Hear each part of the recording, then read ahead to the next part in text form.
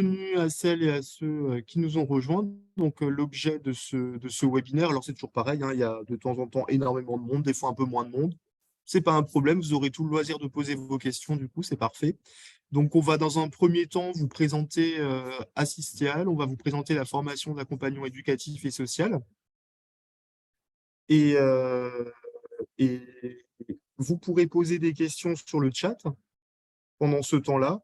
On a deux personnes qui vous répondront. Et puis, si vous avez des questions qui sont plus longues ou si les réponses ne vous suffisent pas, nous laisserons un petit temps de questions à présentation pour que ce soit plus simple. Je n'arrive pas à passer là. Alors, du coup, j'ai de la chance, j'ai deux assistants lyonnais et lyonnaises. Du coup, je veux bien qu'on passe à la diapo d'après. Donc, toujours pareil, bah, c'est tout ce que je vous ai dit, hein. On va essayer de terminer pour 19 heures. Je pense que ce ne sera pas trop compliqué. On peut y aller. Du coup, on va vous présenter les différents intervenants qui vont parler. Donc, il y aura Jérôme Perche, qui est le responsable de formation AES à Lyon. Élodie Croze, qui est formatrice AES sur le site de Lyon, qui va aussi répondre au chat. Elle fait plein de choses. Alexandra Georget, qui est responsable pédagogique des AES sur Paris. Moi-même, je suis le directeur pédagogique d'Assisteal. Il y aura Karine Lowe, qui est la directrice du CFA d'Assisteal. Et Oda Boilali, qui est responsable du développement. Vous pouvez bouger, du coup. Voilà, donc on va vous présenter tout de suite Assisteal. Donc Assisteal, c'est une école qui va bientôt fêter ses 50 ans, qui existe depuis 1974 à Paris et qui s'est implantée à Lyon et maintenant à Bordeaux et qui va s'implanter aussi en Alsace. Donc on a formé plus de 8000 professionnels. Je pense qu'on n'est pas très loin des 10 000 aujourd'hui. Et donc, on propose trois types de formations. Des formations, celles pour laquelle vous êtes là, pour les accompagnants éducatifs et sociaux, des formations pour les aides-soignants, les aides-soignantes, et on propose aussi des formations continues pour les établissements de santé et les établissements médico-sociaux dans toute la France. Du coup, Jérôme, voilà, super, parfait. Là, on vous a mis sur cette diapo nos principaux chiffres. Alors, on a quand même des chiffres qui sont intéressants, hein. 100% de nos élèves qui sortent diplômés de chez nous sont embauchés dans les 3 mois. Donc, trouvent des CDI sur Paris, sur Lyon. Donc, c'est plutôt intéressant. Ça n'a pas toujours été le cas parce que la société a changé un petit peu depuis le Covid. Mais en tout état de cause, on a plutôt eu un taux de satisfaction des employeurs par rapport aux formations qu'on propose pour nos élèves. C'est d'ailleurs une des raisons pour lesquelles on a cette longévité-là, hein, la raison pour laquelle on existe depuis 50 ans. On a 100% de nos apprenants qui sont ou satisfaits ou satisfaites de la formation et surtout de ce qui est notre particularité, c'est l'accompagnement individuel durant cette quasi-année de formation. C'est, je pense, les chiffres qui vous intéressent le plus. Après, Assistéal fait partie d'un groupe qui s'appelle Albarel et qui, du coup, co-gère d'autres sociétés d'éducation. Mais pour ce qui vous intéresse, en tout cas, aujourd'hui, les AES, c'est Assistéal.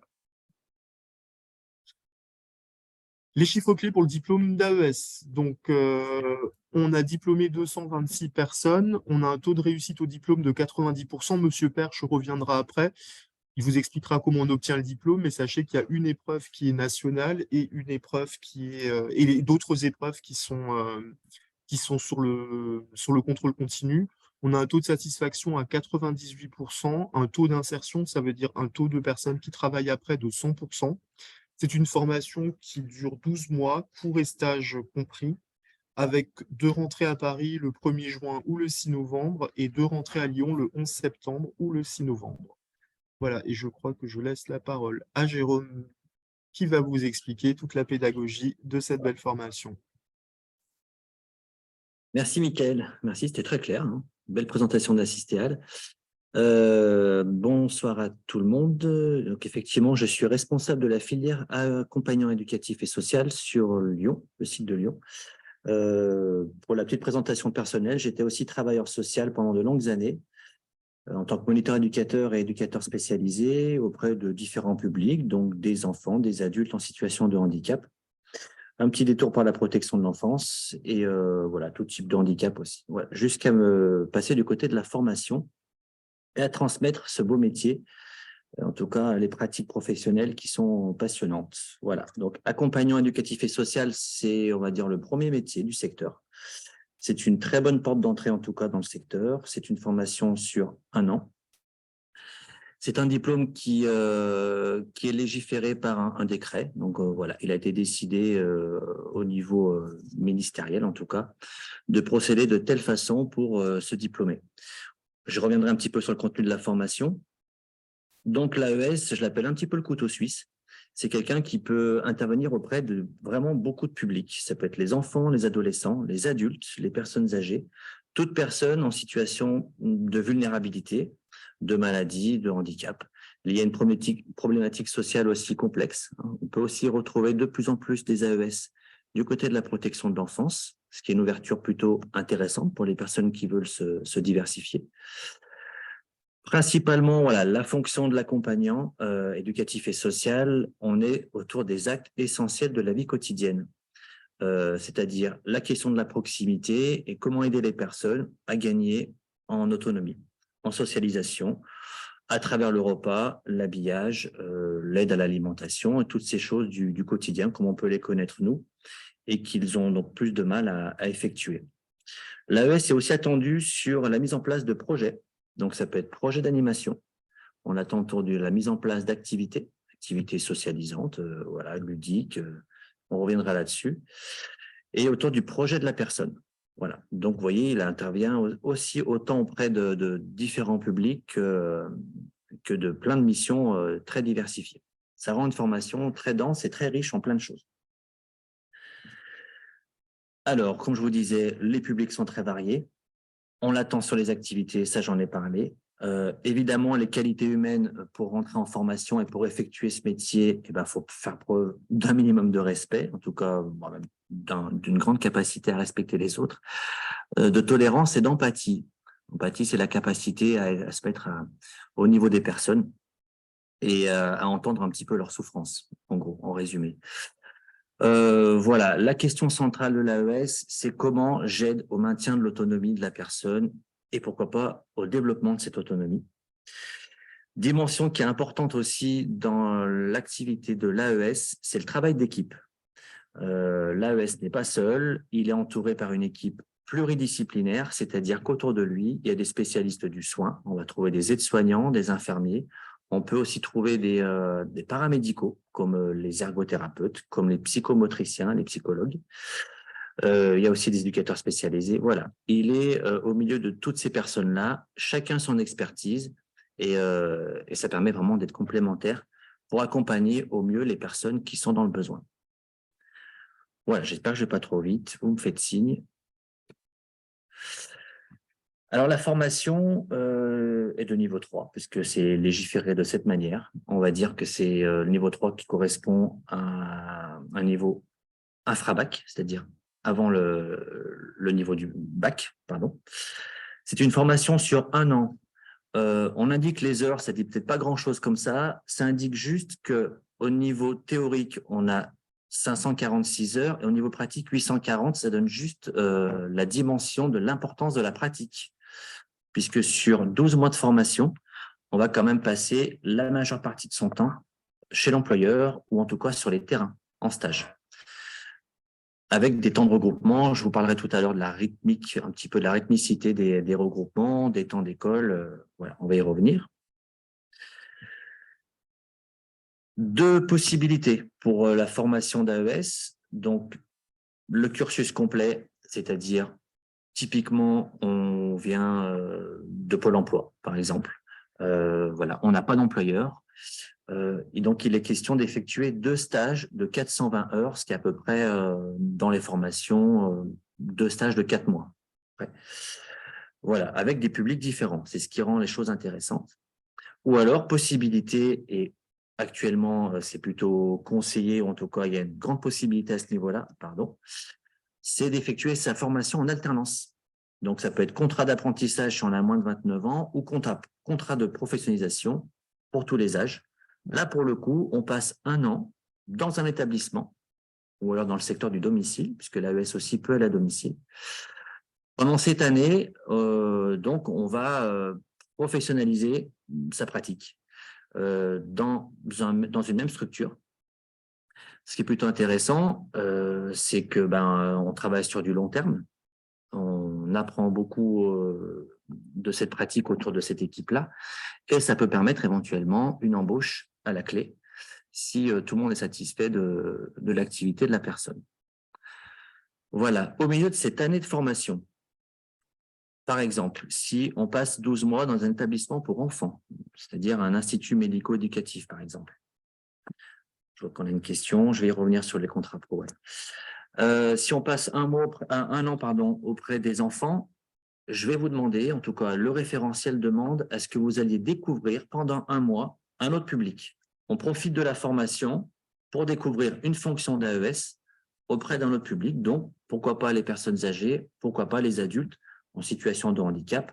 Voilà, l'AES auprès des enfants, l'AES auprès des adultes, les pratiques sont quand même différentes. Et c'est ce qui permet d'enrichir cette fonction-là. Le contrat pro, j'avais une question sur le contrat pro. Est-ce que c'est possible un stage? Les deux sont possibles. Oui, bien sûr. En fait, le contrat de professionnalisation, on va l'appeler le stage long. C'est-à-dire que vous passez 12 mois chez l'employeur. Au milieu voilà, il y a 700 heures, effectivement, chez l'employeur. Il y aura un mois à sortir de l'employeur. Les employeurs sont au courant. Hein. On leur dit, pendant un mois, vous ne verrez pas votre stagiaire. Il ira découvrir un autre public. Donc, ils sont tout à fait au courant. Donc, ça permettra d'avoir une intervention auprès de deux types de publics. J'espère avoir répondu à votre question. Mon diapo ne va pas poursuivre. Oui, c'est parce qu'en fait, je n'avais pas lu, c'était marqué après qu'il y avait le stage. C'est quand vous parliez, j'ai mis le message trop vite, j'ai vu la réponse après, donc c'est parfait. Merci. D'accord, très bien, je vous en prie. La formation d'AES, je ne vais pas rentrer trop dans les détails pour ne pas se noyer d'informations. On a 5 domaines de formation. On va les appeler aussi blocs de compétences ou blocs de formation. En tout cas, il y a 5 domaines. Vous pourrez remarquer à la lecture des titres déjà que DF1 et DF2, ça concerne tout ce qui est vie quotidienne. On va revenir un petit peu après sur le développement. Donc, le cœur de métier, l'expertise vraiment de l'accompagnant éducatif et social, c'est sur les actes essentiels de la vie quotidienne et la proximité avec la personne. On verra dans le DF3 tout ce qui est accompagnement à la vie sociale et relationnelle. Là, on va parler de mise en place d'une activité. Dans le DF4, on sera sur la question des connaissances. On va aider les stagiaires, les apprenants, à vraiment maîtriser leur secteur d'intervention, leur contexte, c'est-à-dire c'est quoi les établissements, comment ils sont financés, comment ils sont légiférés. On va parler des pathologies, c'est quoi l'autisme, c'est quoi Alzheimer, c'est quoi Parkinson, c'est quoi la trisomie, voilà, avec les particularités de chaque pathologie. Voilà pour le DF4, c'est vraiment le domaine de formation de la connaissance. Et enfin, le DF5, on est sur la question du travail en équipe et des écrits professionnels. Comment je transmets les informations, quelle est vraiment ma mission, quelles sont les limites de ma mission, quand est-ce que j'interpelle un collègue. Voilà, je vais revenir un petit peu là-dessus, sur chaque domaine. Avant cela, justement, nous avons vraiment pour souci de proposer à des formateurs, à des intervenants issus du secteur du médico-social et de les mettre en lien avec leur domaine de formation. Donc, ce sont tous des professionnels. Ils connaissent la formation pour adultes. Voilà. Et on va, en tant que responsable pédagogique, on va les mettre en lien avec leur expertise, c'est-à-dire, par exemple, la psychologue va intervenir du côté du DF4 sur ce qui est de la connaissance. La psychologue va venir parler du développement de l'enfant, par exemple, le développement de l'adulte, voilà. Elle peut aussi parler des pathologies. Un directeur d'établissement va évoquer le travail en équipe, la question des réunions d'équipe, du projet d'établissement. Voilà. Chaque personne, chaque intervenant a son activité à l'extérieur. Voilà, ça nous permet vraiment d'avoir aussi des situations. Ils nous apportent tout le temps des situations de terrain. C'est plutôt vivant. Donc, c'est des vacataires et ils viennent apporter comme ça des éléments de la réalité du terrain à nos apprenants. On a donc des AMP, aide médico-psychologique, c'est-à-dire l'ancien diplôme d'AES, éducateur spécialisé, cadre de santé, ergothérapeute TISF, technicienne de l'intervention sociale et familiale. C'est une personne qui vient plutôt vers le domicile, vers les familles qui ont des carences sociales ou des enfants qui sont en difficulté sociale. Aide-soignante, TIDE. Oui, ça indique un petit peu aussi qu'il y a un côté un peu soignant chez l'AES. On l'attend sur des actes, alors, pas comme l'aide-soignant, pas comme l'infirmier, mais quand même, il a une visée un petit peu thérapeutique, voilà, de par son intervention. On a vraiment un souci à Sistéal d'accompagner les apprenants de manière personnalisée. C'est une formation qui s'ouvre à tout le monde, il n'y a pas de prérequis. Donc, par exemple, cette année, dans la promotion, nous avons des personnes qui ont 18 ans, qui sortent fraîchement de l'école, qui n'ont pas d'expérience au niveau du travail, qui se retrouvent aussi avec des personnes qui ont 50 ans, 56 ans, on en a une cette année. Et pour cette dame, eh ben, le système scolaire est très très loin. Et passer à l'écrit, voilà, ça demande un soutien particulier. Donc voilà, on essaye vraiment d'adapter pour chaque personne dans cette promo, et c'est vraiment important pour les AES d'être accompagnés le plus près possible. Voilà. Je vais développer un petit peu le référentiel. Le référentiel, c'est un petit peu comme le code de la route. C'est ce qui nous est demandé de dispenser comme formation. Voilà, c'est le texte officiel. Je vous parlais du premier domaine de formation sur les actes de la vie quotidienne. Il y aura des notions d'ergonomie, c'est-à-dire comment on va aménager l'espace de la personne en situation de handicap qui aurait besoin d'aménager sa chambre, voilà, d'aménager son armoire, de le mettre plus bas, d'avoir tel accès pour son lavabo. Enfin voilà, il y a des personnes compétentes qui viennent vous parler de tout ça. On parle des besoins fondamentaux des personnes. Je vois qu'on a une question. C'est bon, c'est un remerciement. Merci à vous. Voilà, il est question aussi sur le DF1 et le DF2, si j'arrive à tourner ma diapo. De la question de la gestion des risques. Là, pour le coup, elle est assez importante dans le nouveau référentiel. Voilà, c'est comment on fait attention dans notre pratique. On prévient les risques de chute, par exemple, les risques de fausse route, comment on aménage l'espace de vie, le cadre de vie de la personne, pour prendre soin et pour prévenir tout ce qui pourrait le mettre en difficulté. On a aussi une diététicienne, par exemple, qui vient nous parler de l'équilibre alimentaire, de l'alimentation. On a la TISF qui va nous parler de la gestion du linge pour les personnes. Vous voyez, c'est très, très diversifié. Ça parle de l'accompagnement dans les structures, mais aussi donc à domicile. On doit être en mesure de maîtriser quand même des techniques professionnelles qui concernent les deux champs.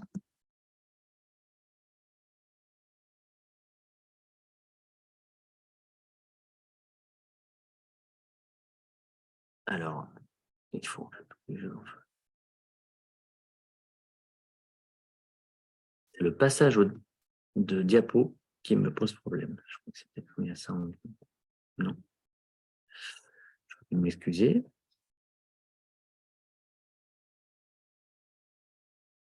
Ah, ça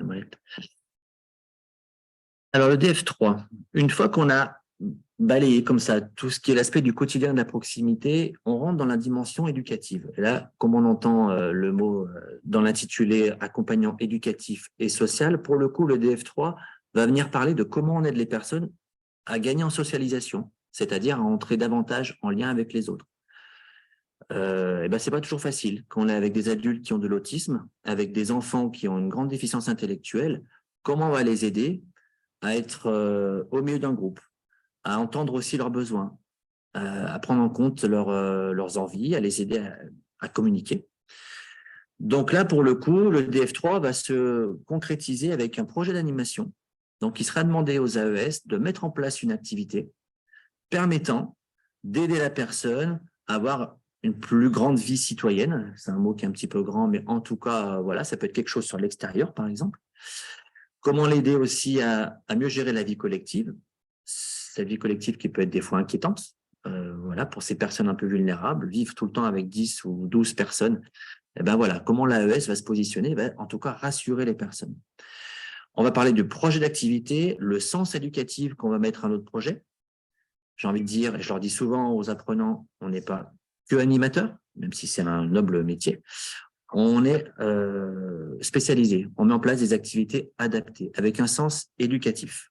Donc là, pour le coup, ça s'apprend. Sur le DF3, pardon, il est question aussi du travail avec les familles. c'est pas des moindres, quand on est travailleur social, travailler avec des familles qui ont accueilli le handicap, voilà, ça demande certaines pratiques, certaines compréhensions. Voilà, il faut comprendre aussi les codes de la famille. Donc, c'est une dimension qui est assez importante. Une intervenante voilà, qui travaille auprès d'enfants vient nous parler justement de sa pratique auprès des familles. Je suis bien d'accord avec le commentaire qui vient de se poser. Le sens éducatif, c'est tellement important. Je vous rejoins complètement. Le DF4, je vous parlais tout à l'heure d'un domaine de formation de connaissances. Là, pour le coup, on y va. Des fois, ça embête un petit peu les apprenants. On voit les textes de loi, on voit de la réglementation, mais c'est incontournable parce que l'AES s'inscrit dans ces textes de loi. Il nous est demandé, notamment par une loi qui s'appelle la loi 2002, de placer la personne au centre de son accompagnement, au centre de son dispositif. Donc là, on est tenu en tant qu'AES de connaître ces lois-là, parce qu'elles nous donnent aussi des indications sur des outils, comme le projet établissement, sur les règlements intérieurs, des choses comme ça, qui ont été mis en place grâce à ces lois-là. Donc, j'en parle. D'ailleurs, c'est moi qui m'occupe de dispenser la formation sur les lois. Voilà, j'essaie de ne pas perdre les apprenants, mais en tout cas, de bien leur montrer qu'on ne peut pas faire sans. En tout cas, on est attendu d'une manière légale. Le DF4, donc, on va aussi essayer de faire le tour de la question des projets personnalisés. Ça, je ne vais pas non plus rentrer trop dans le détail. Quand on accompagne quelqu'un, un enfant, une personne âgée, on est tenu tous les 12 à 18 mois d'écrire avec elle, de créer en tout cas un projet. On va recueillir ses besoins, ses envies. Et ça, pour des personnes, par exemple, qui ont du mal des fois à s'exprimer, à exprimer leurs envies, leurs souhaits, il faut savoir décoder. Il faut pouvoir être à l'écoute et essayer de trouver par quels moyens on va recueillir les demandes de la personne, les demandes de sa famille et les respecter. Voilà, ce 2F4 est assez dense, mais en tout cas, ça parle vraiment du contexte d'intervention et c'est important de savoir où on met les pieds, quoi. Et enfin, le DF5. Là, on est sur le travail d'équipe pluri. Celui-là, il arrive plutôt en fin de formation. Voilà, une fois qu'on a balayé tout le reste, la question éducative, on va essayer de voir comment on organise notre équipe et par exemple, comment on transmet les informations importantes. On a un travail d'écriture quand même, on demande à l'AES d'être assez objectif dans ses écrits, puisqu'on va faire la relève par exemple avec l'équipe du matin va relayer, l'équipe de l'après-midi va relayer l'équipe du matin. Donc, on a plutôt intérêt à passer des informations objectives qui concernent les personnes, notamment s'il y a des événements, s'il y a des troubles du comportement d'un résident. On a plutôt intérêt à passer des bonnes informations pour garder de la vigilance et accompagner au mieux. Donc, ce DF5 voilà, concerne comment je travaille avec les autres, comment je vais aller interpeller et pourquoi je vais interpeller la kiné, par exemple. Voilà. J'ai repéré des difficultés motrices chez une personne. Voilà, je vais aller du côté de la psychomote. En tant qu'AES, je vais prendre cette responsabilité, d'autant plus si je suis référent de la personne. Ça, vous verrez sur le terrain. Voilà. J'espère que je ne vais pas trop vite. En tout cas, je peux rester des heures à parler de ce boulot. Donc, je vous demande, on peut se rappeler, on peut se contacter, il n'y a pas de problème, pour plus d'informations. Sur le référentiel, est-ce que c'est bon pour tout le monde? J'avais des questions peut-être à vérifier. Bon. Ça marche. Au niveau... Excusez-moi. D'accord, je verrai, excusez-moi, après les questions. La pédagogie d'assistéal, comme je vous disais tout à l'heure, on est à proximité des personnes, parce que tout ce qu'on vient de voir, ça mérite la question du sens. Je rejoins ce que disait madame qui nous met quelques commentaires plutôt intéressants. La question du sens, ça ne se trouve pas tout seul. Voilà. Il s'agit de passer d'un savoir-être, on aime bien rendre service, on aime bien aider les autres. En formation, on va faire en sorte que ça devienne un savoir-faire, justement. Toutes ces techniques comme ça, d'accompagnement, de soutien, c'est des techniques qu'on va professionnaliser. Voilà. Ça va devenir des réflexes professionnels. Donc, on personnalise l'accompagnement, on tient absolument à ce que chacun puisse participer. On est travailleur social, donc on va aller chercher. Ramenez-nous des éléments du terrain. Qu'est-ce qui vous a posé problème? On est en formation, profitons-en pour parler de ce qui peut être compliqué, le travail d'équipe, le travail avec les familles. Voilà. Venons déposer les choses en formation. Et il y a des formateurs qui sont à l'écoute et des professionnels qui sont là pour vous donner quelques pistes, même entre apprenants. Hein. Ah ben moi aussi, c'était difficile avec mon équipe, c'était difficile avec ma tutrice, avec ma tuteur, on se fait un peu la gueule, machin. Ah ben, je te conseillerais peut-être d'aller voir le chef, peut-être de reprendre ça tranquillement. Voilà, quelque chose de collaboratif, de participatif. On tient absolument à ce qu'il y ait une ouverture sur le monde professionnel. Par exemple, on accueille même régulièrement des résidents ou des personnes concernées par le handicap. Il y a quelques semaines, nous avons reçu des résidents concernés par l'autisme qui sont venus nous parler de leur quotidien. On a reçu des personnes qui avaient des paralysies cérébrales. Et cette semaine, on a reçu des personnes présentant des troubles psychiques. Voilà, qui sont venus rencontrer les apprenants et qui leur ont dit, ben voilà, ce que j'attends d'un AES, ce serait ça pour m'aider. Donc, c'est plutôt intéressant. C'est des établissements qui sont nos partenaires actuellement, qui sont partants et qui ont besoin de travailleurs sociaux, de stagiaires, de personnes qui ont envie d'apprendre, de se mettre en réflexion. Donc, là-dessus, on veut ouvrir les portes d'Assistéal. On en profite aussi pour aller faire quelques activités vers l'extérieur. Voilà, ça peut être la visite d'un musée, ça peut être repérer ce qui est de l'ordre de l'accessibilité pour les personnes handicapées dans la ville. Voilà, qu'est-ce qu'on pourrait mettre en place à l'extérieur. Donc, c'est pas mal, ça crée des fois des effets de groupe qui peuvent être intéressants. Les apprenants sont plutôt contents parce qu'on sort un peu de l'école. Donc, voilà, ça permet de souffler aussi un petit peu. Et on utilise des supports numériques, ça vous verrez si vous entrez en formation.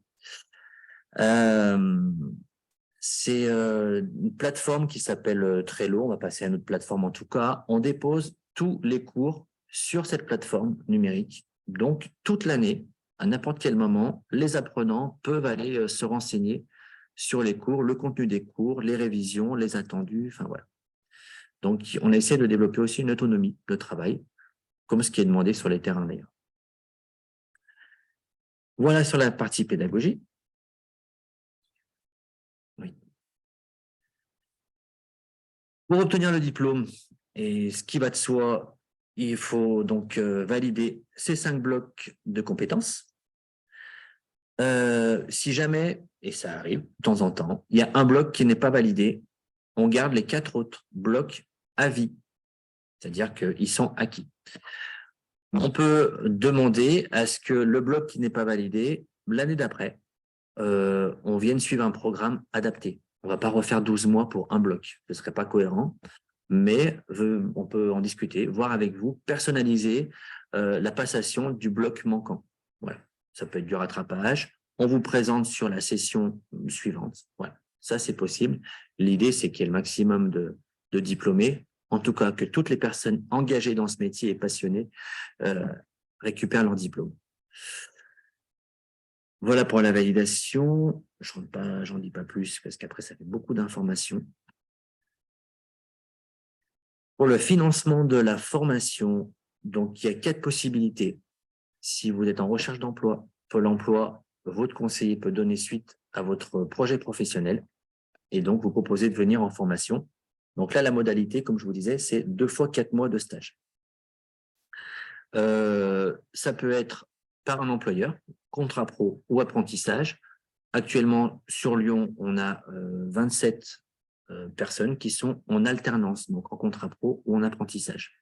On est en mesure, comme je l'ai dit tout à l'heure, Assisteal est en mesure de vous mettre en lien avec des employeurs, puisqu'il y a beaucoup de demandes. Malheureusement, il manque du monde dans le travail social, mais pour le coup, on est en mesure d'avoir des contacts, de relayer vos demandes auprès d'un public vers lequel vous souhaiteriez intervenir, dans un établissement qui géographiquement sera peut-être pas trop éloigné de votre habitation, parce que ça aussi en formation, si on fait 1 heure, 2 heures de trajet, il faut le prendre en compte. Donc, on essaie de ne pas se mettre en difficulté.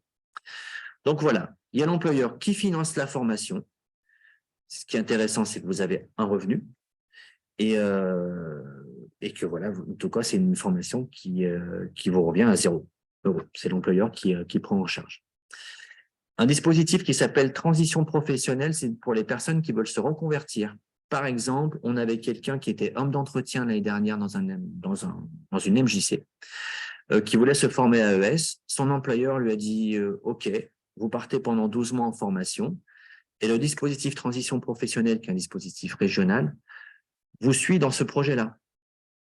Transition Pro aide les personnes à se reconvertir, donc finance l'intégralité de la formation. Donc, c'est plutôt intéressant. Et enfin, c'est une formation qui est éligible au compte personnel de formation si vous avez suffisamment d'années de travail pour, voilà, pour payer une partie de cette formation.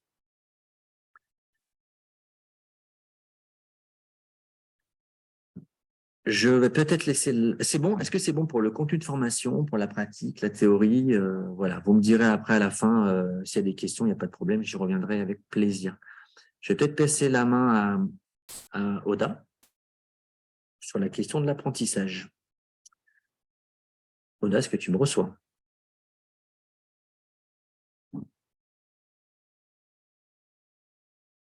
C'est pas grave, je peux poursuivre sur l'apprentissage. Sur l'apprentissage, comme je vous disais, on a une condition. Oda, tu veux aller sur l'apprentissage? Oda, elle est en train de parler, justement. Ah, d'accord. Il y a eu un petit souci, vas-y. Je t'entendais pas. Ok. Ah, parce que ton micro est éteint, Oda. Non, non, c'est normal, elle parle.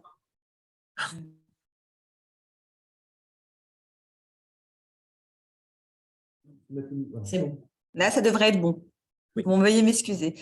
Du coup, effectivement, faire un petit focus sur l'apprentissage. Donc, comme le disait Jérôme auparavant, donc pour l'alternance, il y a deux options. Donc, il y a le contrat d'apprentissage, donc réservé aux moins de 30 ans. Et ensuite, il y a le contrat de professionnalisation, donc c'est de l'alternance également. Et là, c'est pour tout âge. Donc là, tout particulièrement pour le contrat d'apprentissage, donc pour les moins de 30 ans, ce qui est intéressant dans l'apprentissage, c'est que vous avez la possibilité d'alterner entre les cours, donc la théorie, et tout de suite d'aller réinvestir vos connaissances donc sur le terrain en pratique.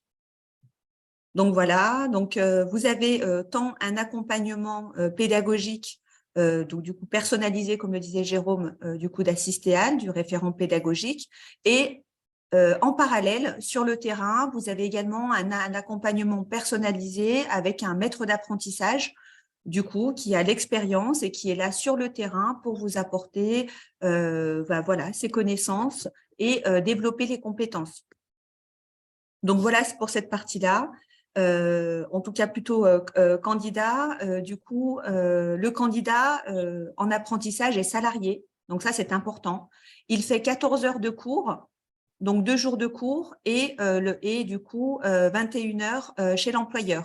Il est considéré comme un salarié. Après, ce qui est intéressant, c'est que l'apprenti a également la carte étudiante. Donc, il est en même temps le statut salarié et il a également les avantages que pourrait avoir un étudiant. Il y a différentes aides également. En tout cas, par exemple, en région parisienne, on a une aide de 375 € de la région, du coup, pour les apprentis. Je dis vraiment en Île-de-France parce que c'est pas pour toutes les régions. Donc, se renseigner selon la région. Je ne sais pas si c'est le cas également en Auvergne-Rhône-Alpes. Peut-être que Jérôme pourra revenir sur ce point par la suite. Il y a également une aide au permis d'une valeur de 500 €, du coup, pour les apprentis. Il y a également, du coup, les premiers équipements qui sont fournis. Et ensuite, pour rentrer peut-être un petit peu plus dans le détail, on propose du coup la formation en contrat d'apprentissage en présentiel ou en hybride, c'est-à-dire avec du coup des classes virtuelles. Donc, c'est une option aussi, selon les appétences de chacun. Et on fournit également du coup du matériel informatique, donc un ordinateur. Et il faut savoir qu'également pour les personnes qui sont en présentiel ont également ce droit d'avoir un équipement informatique, tablette ou ordinateur.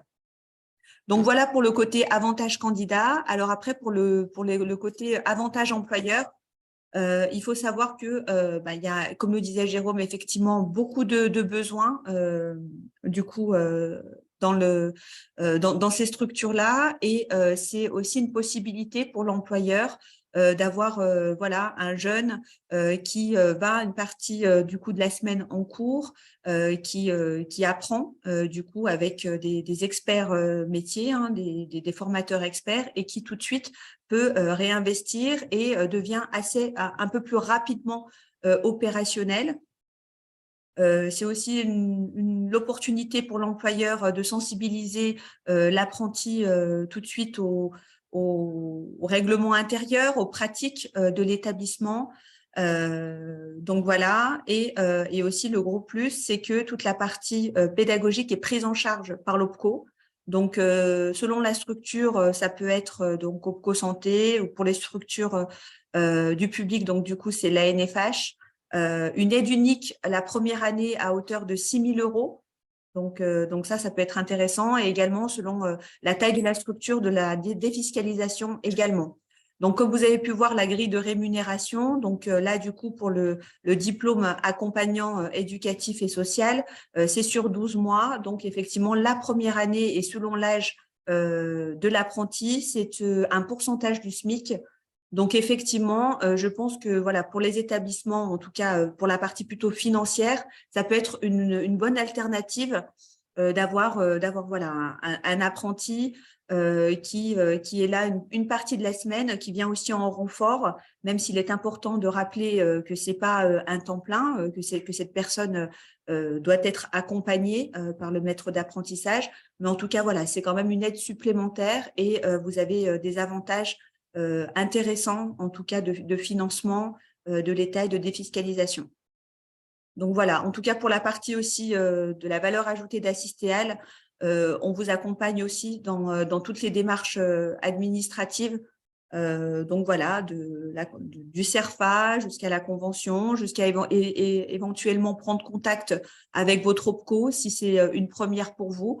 Donc voilà, on a vraiment une équipe administrative qui est dédiée à cet accompagnement. Et donc voilà, on prend beaucoup de soin à faire vraiment ce lien entre l'employeur, l'apprenti et nous en tant que centre de formation pour apprentis. Pareil, n'hésitez pas à poser des questions.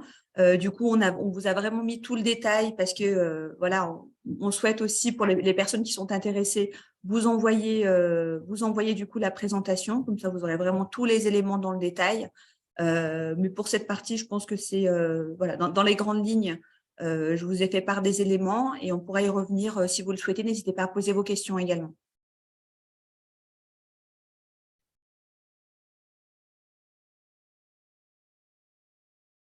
Donc, on va laisser la parole du coup à Alexandra, qui va développer plutôt la partie opportunités professionnelles, parce qu'il est vrai qu'on a tendance un petit peu à penser que l'AES est uniquement destiné à travailler dans des structures plutôt handicap, mais Alexandra va nous indiquer les différentes opportunités qui sont beaucoup plus variées que ce qu'on l'on imagine.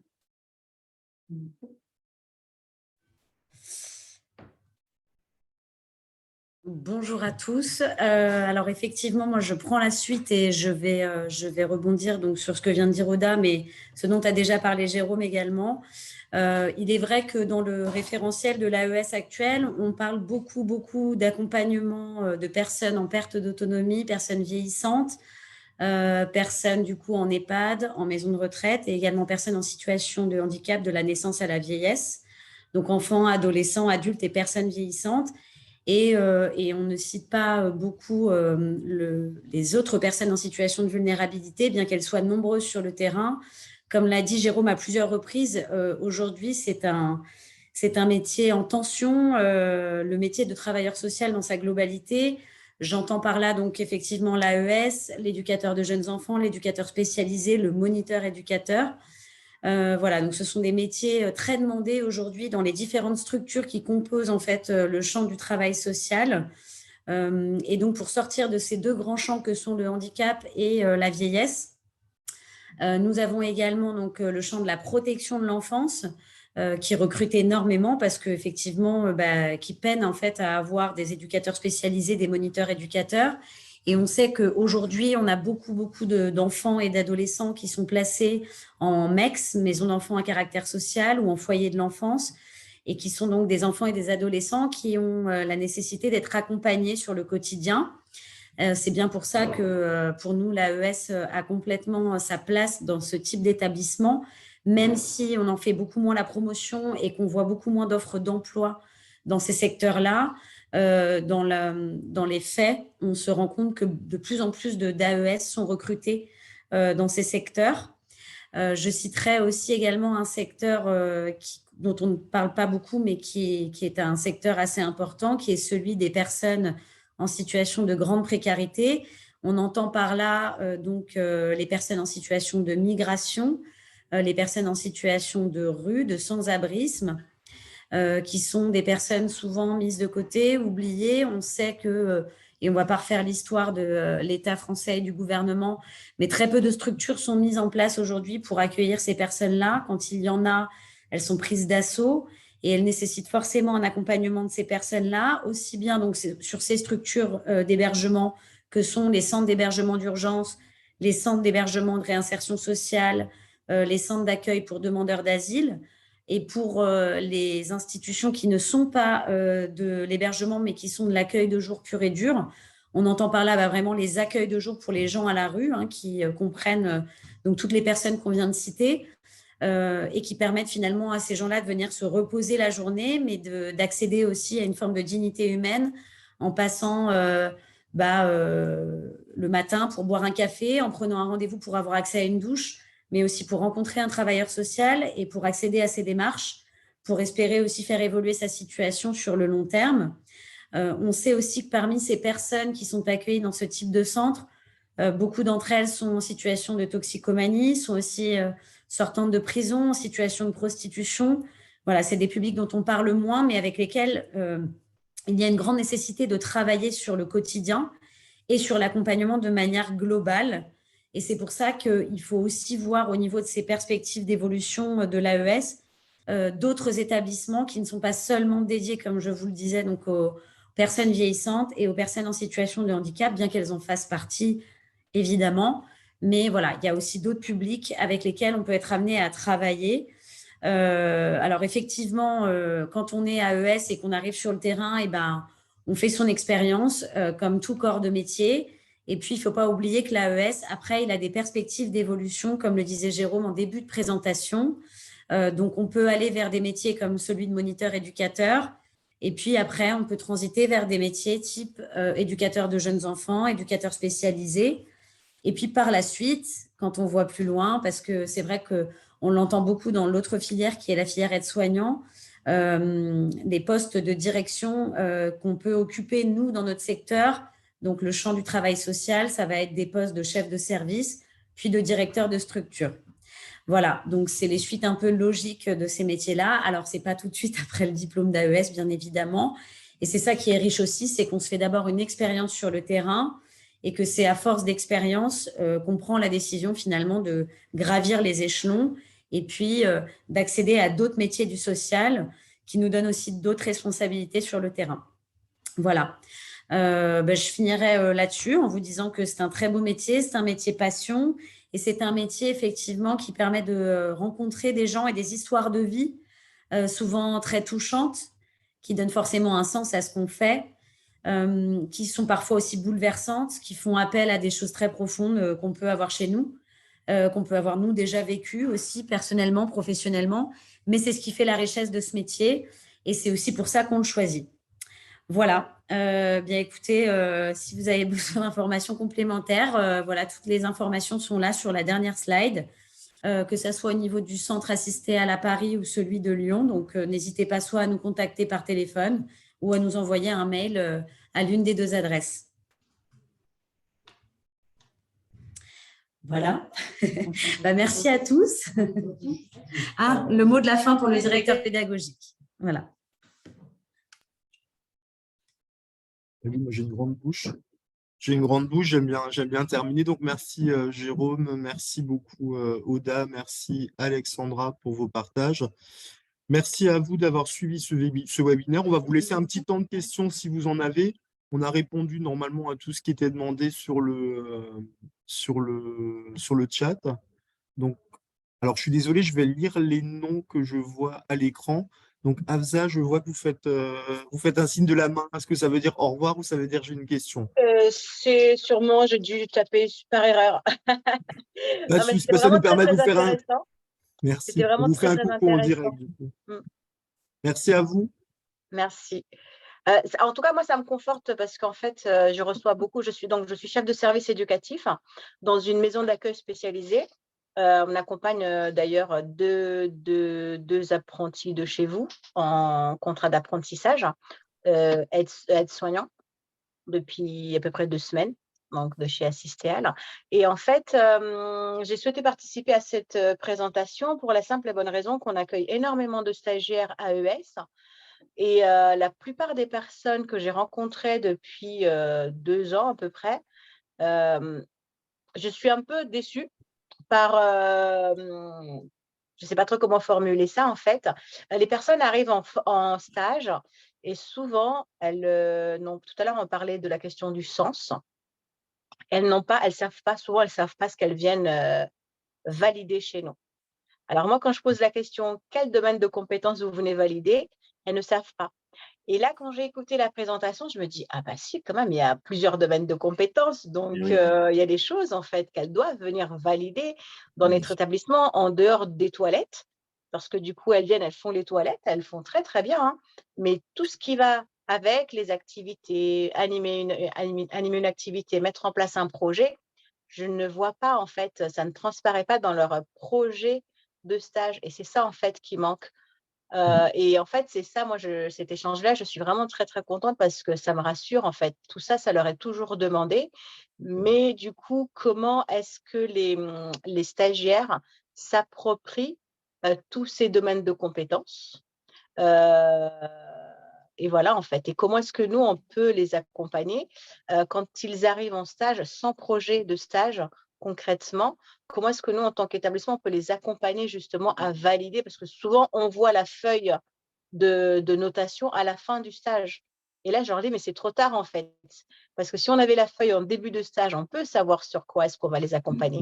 Et malheureusement, ils attendent le dernier jour pour nous donner la feuille. Ah, ben, il faut me remplir ça et je dois ramener ça à l'école. Et voilà. bien sûr.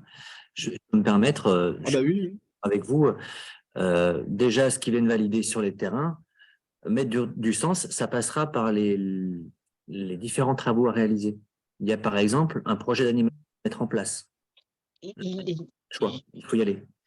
Voilà, donc du coup, c'est ça en fait. Moi, j'ai beaucoup accompagné les AMP avant et Oui. ils arrivaient avec un projet à mettre en place. Et là, les stagiaires AES, je ne vois plus passer cette feuille de projet. Je ne sais pas. Ouais. La dernière fois, j'étais vraiment stupéfaite. J'ai demandé à une stagiaire, c'est pas moi qui l'avais recrutée, donc je lui ai dit, mais vous faites une formation de quoi? Elle me dit AES. Et pour plaisanter, je vous assure, c'était vraiment pour plaisanter. Hein. Je dis, mais ça veut dire quoi AES? Elle n'a pas été capable de me dire ce que ça voulait dire AES. Et là, j'ai été et je suis partie d'une plaisanterie à une leçon où je me suis assise et je lui ai fait une leçon sur l'acronyme AES. Et je lui ai fait une leçon sur la différence entre les métiers éducatifs et les métiers de la santé, en fait. Et là, je me suis dit, mince alors. Voilà, effectivement, tout à l'heure, il y a l'un de vous qui avait parlé d'une personne qui était en reconversion, donc qui avait besoin d'un petit peu plus d'accompagnement. On a beaucoup ce genre de profil. Et ça manque, en fait, sur le terrain. Nous, sur le terrain, quand ils arrivent, on est en masse. C'est speed, hein, il y a les toilettes, il y a les activités, il y a tout ça. Et le temps de prendre le temps de s'asseoir et de réfléchir avec le stagiaire sur ce qu'il a besoin d'apprendre, sur ce qu'il a besoin de voir, sur ce qui va l'aider à devenir un bon professionnel, les gens n'ont pas ce temps-là, en fait. Je vous avais mis dans le commentaire un super livre qui, moi, je pense, il est vraiment très intéressant à ce que chaque AES puisse le lire. C'est La présence à l'autre de Marcel Nuss.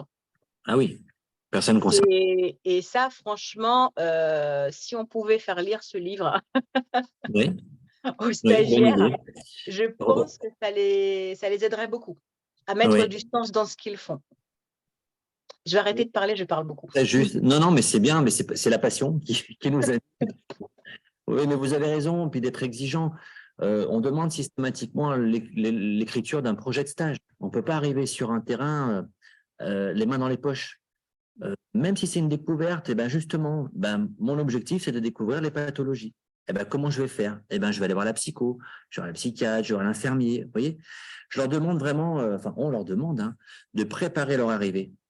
Et en plus, on exige aussi justement cette fameuse grille d'évaluation des stages, on leur donne dès le départ. C'est-à-dire qu'on leur dit, voilà, en fin d'année, on va venir avec cette grille d'évaluation, on va venir voir les compétences acquises, Mais vous partez dès maintenant, dès le premier jour, vous avez la grille d'évaluation. Et avec votre référent professionnel, s'il a le temps, hein, je sais que c'est plein gaz en ce moment, hein, mais s'il a le temps, auto-évaluer où vous en êtes. Où vous en êtes du travail avec les familles, où vous en êtes de l'accompagnement dans le quotidien, dans les douches, etc. Mais je suis d'accord avec vous, hein, faut rentrer dans un stage, ça se prépare.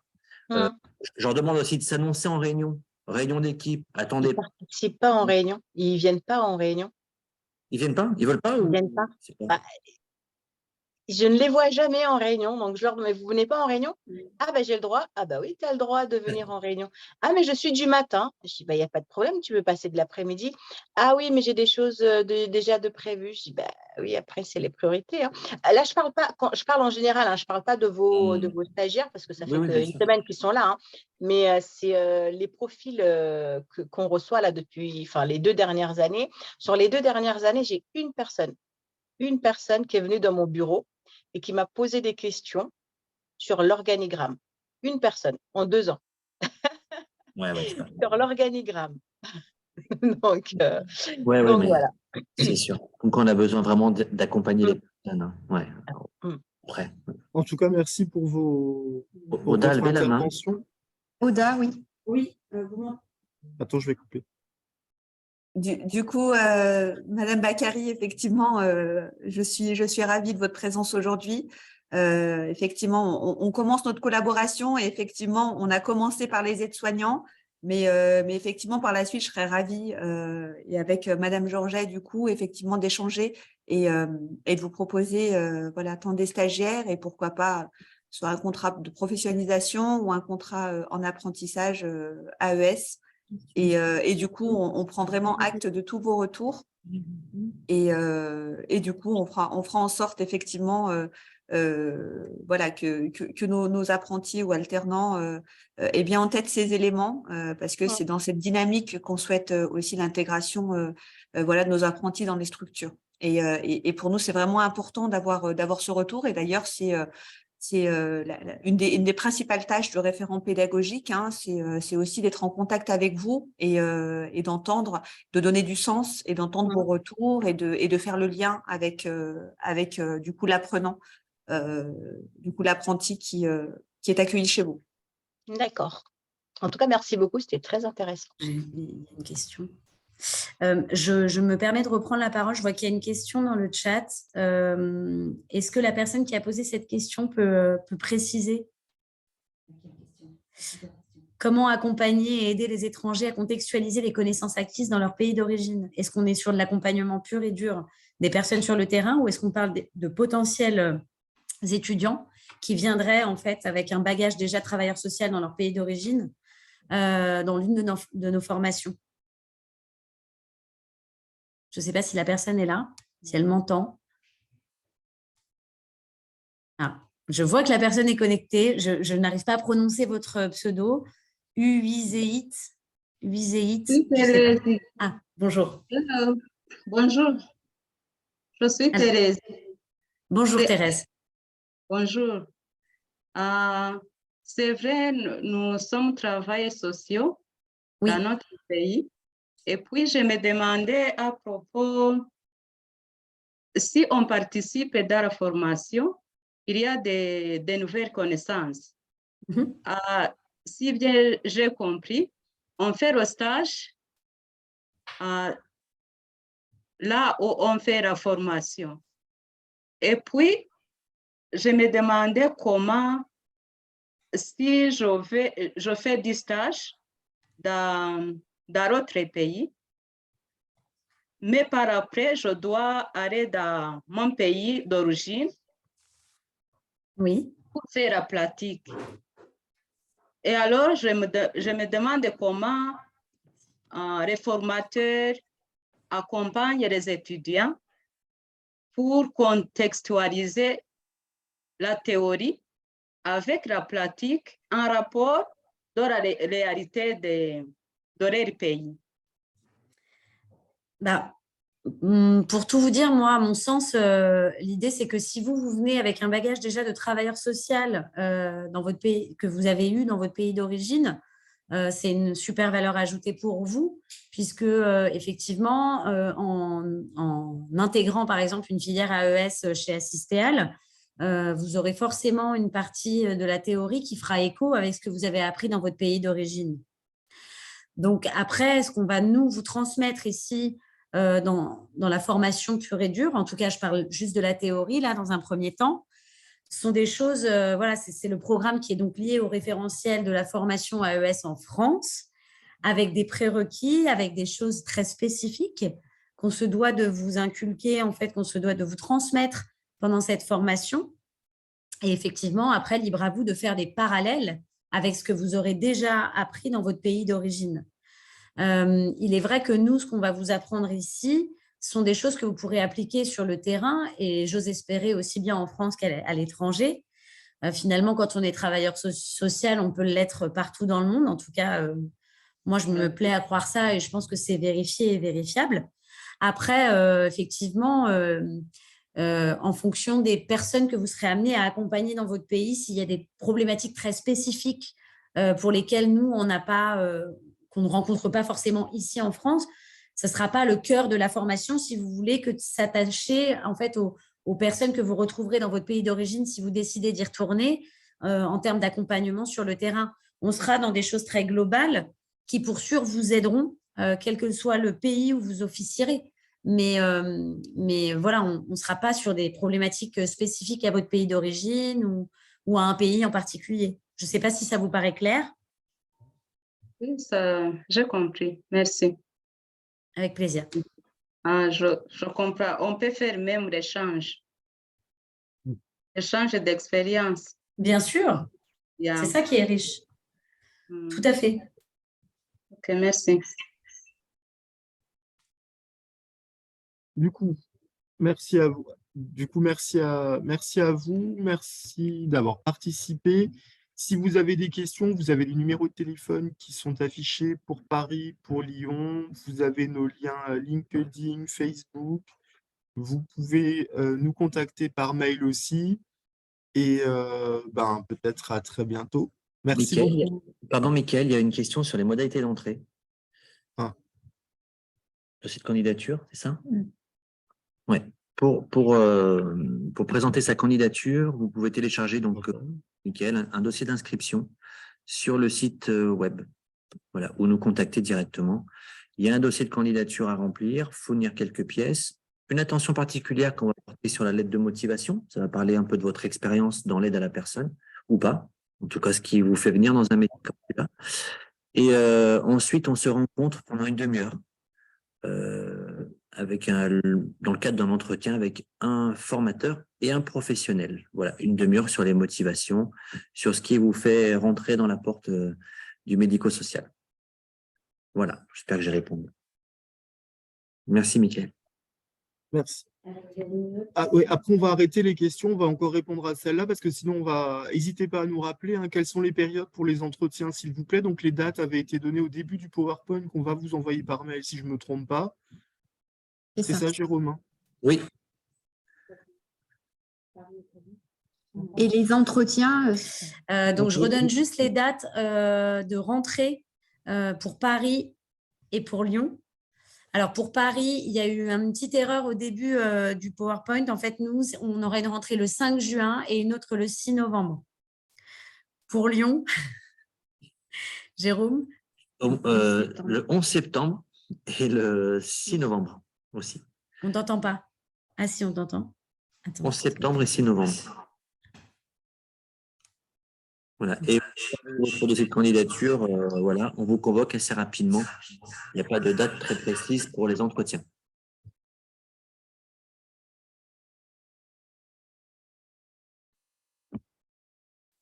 Merci. Merci. Au revoir à tous. On en reste là, Mickaël? Merci à tous. Merci à vous.